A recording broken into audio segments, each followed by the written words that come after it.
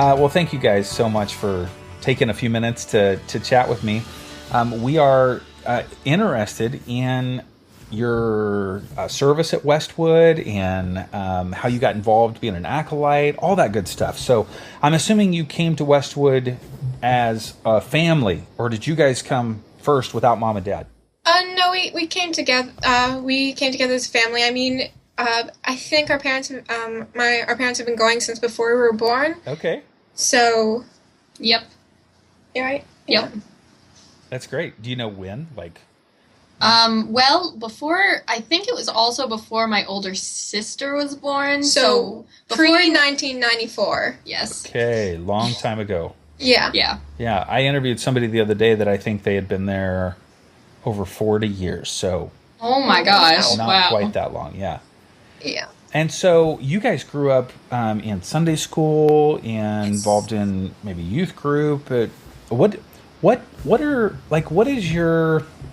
your take on Westwood? Like how would you describe Westwood if somebody had never been before, maybe a friend, and they said, "What's Westwood like? Tell me." What would you say? Well, it's really entertaining. You know, there's a lot of just the people there make it really fun. You know, especially the kids, because that's who we're interacting with the most. Really, are the kids, and so they make it really fun. You know, and they just are always just smiling, and they seem to be happy to be there. I'd say it was inclusive because, I mean, especially listening to the sermons and all of the get to know you things and activities after church, it really brings us together as a community. That's awesome. Now, how old are you guys? What grade are you in? We're seniors. We're 17. Okay. Are you twins or? Yes. Okay. All right. I'm sure people ask you that all the time. So Yeah. you're used to Yeah. it. Yep. All right. Good. I'm not asking an awkward question then. So you're both acolytes. Is that correct? Yes. How many years have you been doing that?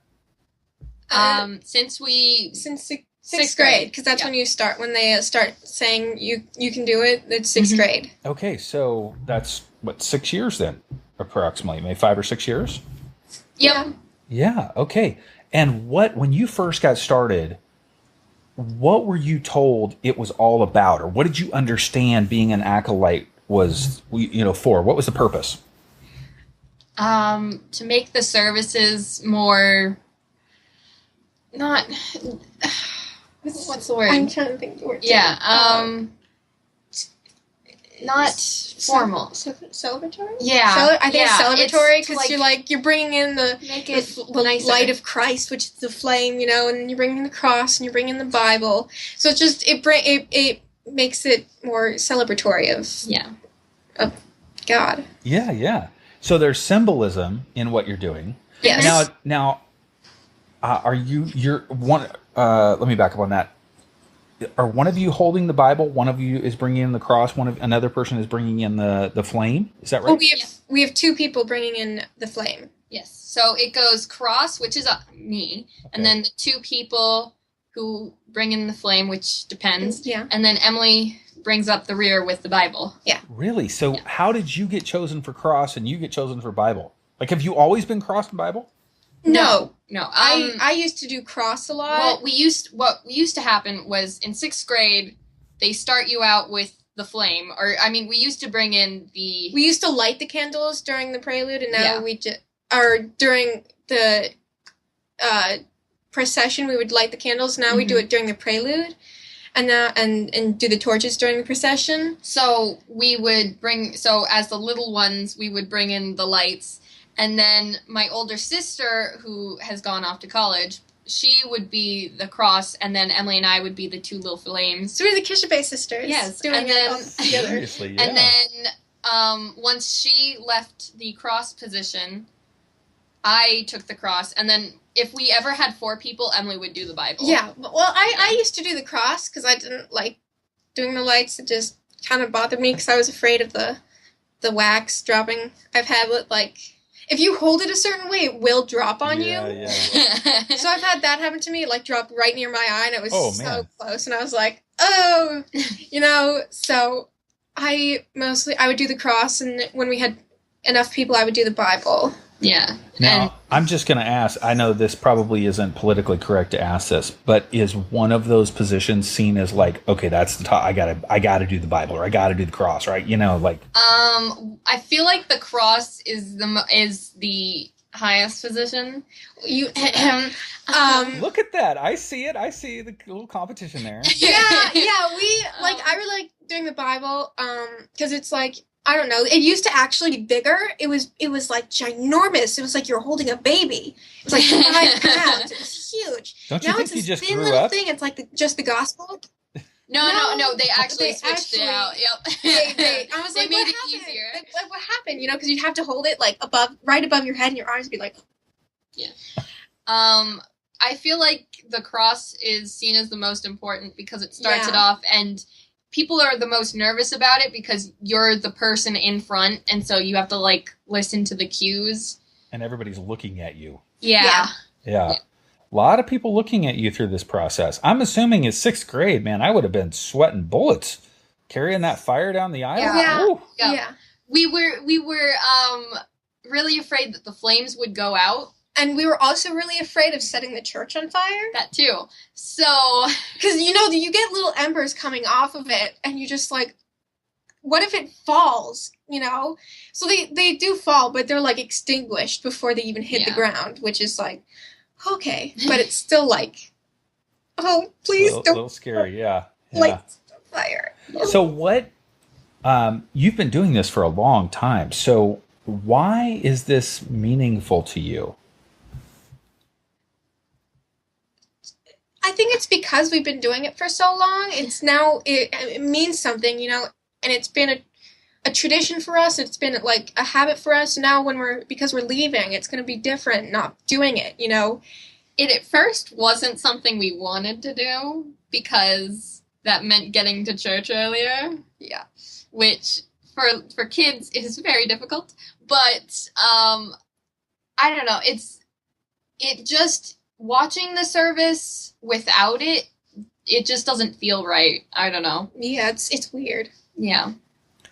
And I'm assuming by doing it, you've obviously been a part of the church for a long time, but because people are looking at you and watching you, people know who you are.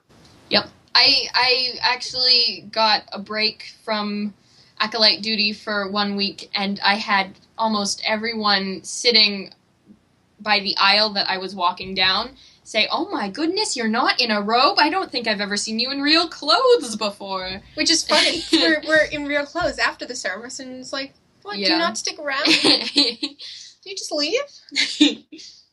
Is there, or has there been some sort of way that being an acolyte has impacted your own spiritual growth or understanding of faith, or has it impacted that at all? Or is it just because it causes you to be there every week, and that then has impacted your spiritual growth and faith? How would you describe that? I think that it has, because we've consistently listened to the sermons every week.